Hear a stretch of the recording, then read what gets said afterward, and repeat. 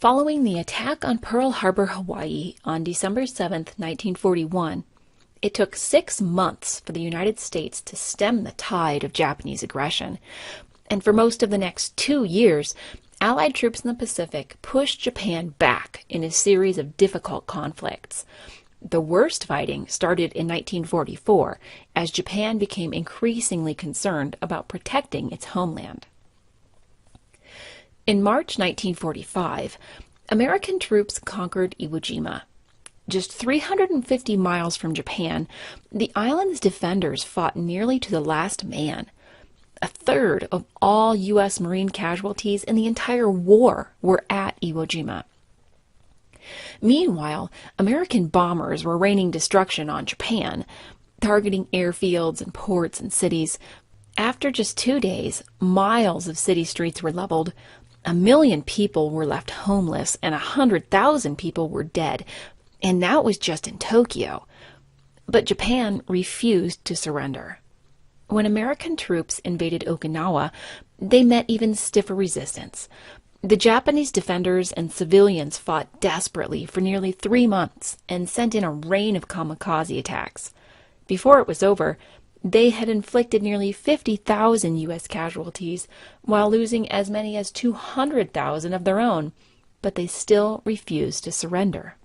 Meanwhile, Franklin Roosevelt died. Harry Truman became president, and Germany was defeated.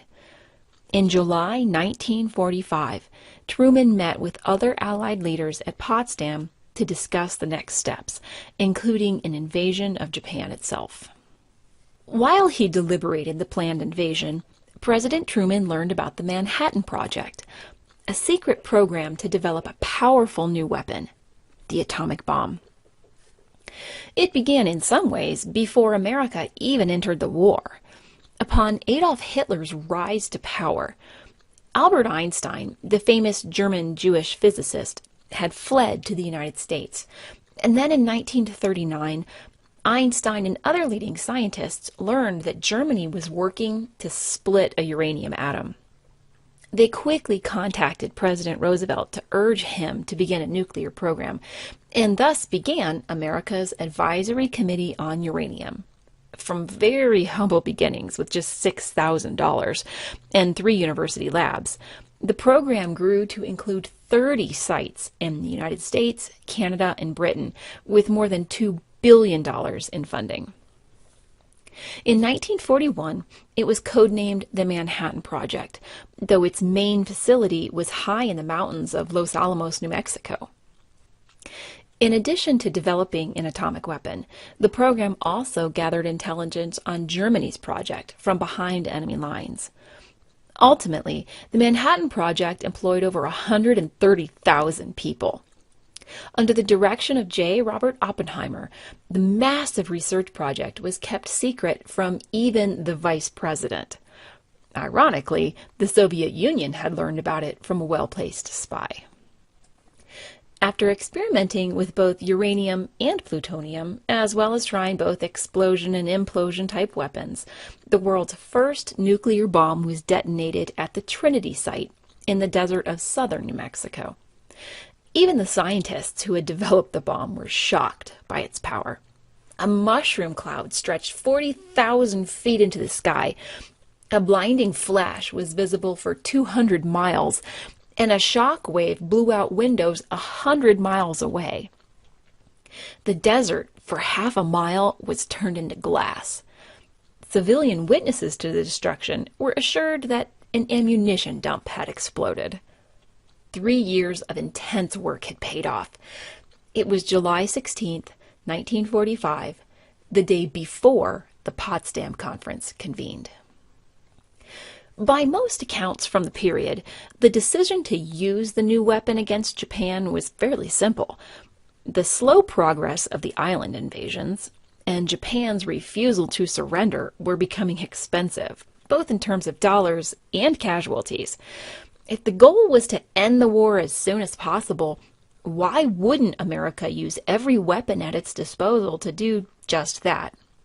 Keep in mind that the conventional bombings in Germany and Japan up to that point were already deadly and destructive to civilian targets.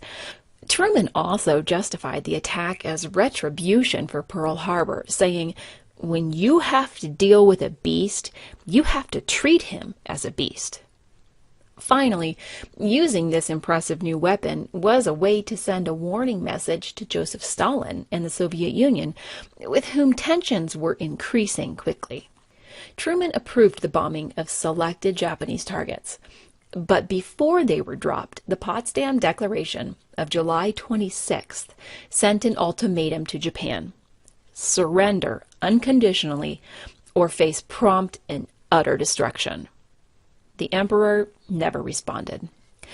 On August 6, 1945, the American bomber Enola Gay dropped a bomb nicknamed Little Boy on Hiroshima, a center of war industries and military operations. Temperatures reached tens of millions of degrees, and the flash was 10 times brighter than the sun. Within minutes, 2/3 of the city's buildings disappeared, and up to 80,000 people died. But Japan did not surrender. 3 days later, August 9th, the United States dropped a second nuclear weapon called Fat Man on Nagasaki. 1/3 of the city and roughly 40,000 people were destroyed. That same day, the Soviet Union, with whom Japan had tried to make peace, invaded the Japanese outpost in China.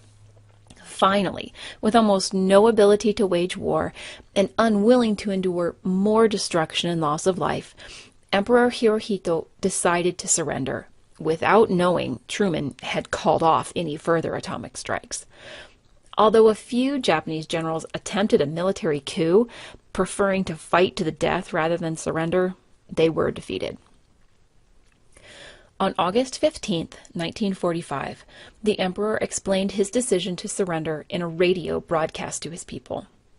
Because of time zones, the announcement reached the United States on August 14th, widely considered VJ Day in America, although a treaty wasn't actually signed for several weeks. World War II was finally over. British Prime Minister Winston Churchill believed that the abrupt end of the Pacific War saved 1 million Americans and 250,000 Britons. But VJ Day was not the end of the suffering for the residents of Hiroshima and Nagasaki. Besides the casualties inflicted on the day of the bombing, thousands more died from burns, radiation sickness, and other related injuries within several months. Most of the dead and wounded were Japanese civilians, although there was a large military presence in Hiroshima, and thousands of foreign laborers were in both cities, including at least 2 American POWs. And though it's difficult to calculate long-term effects, many scientists believe the bombings increased rates of cancer and other radiation-related disorders in the region throughout the lifespan of the survivors. Many people today still debate what role the bombings had in Japan's surrender, and whether the human and financial cost of their use was worth the benefit. President Truman stood by his decision, but no atomic weapons have ever been used in warfare since that time by any nation.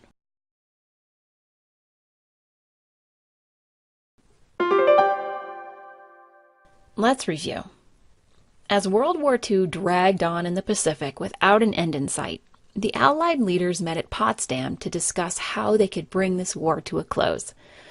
The day before the conference began, President Truman learned that American scientists had successfully tested an atomic weapon.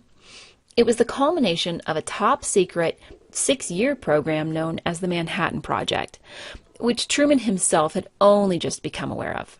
Wishing to bring the war to a swift end, American planes dropped atomic bombs on the Japanese cities of Hiroshima and Nagasaki in August 1945. Finally, Japan surrendered.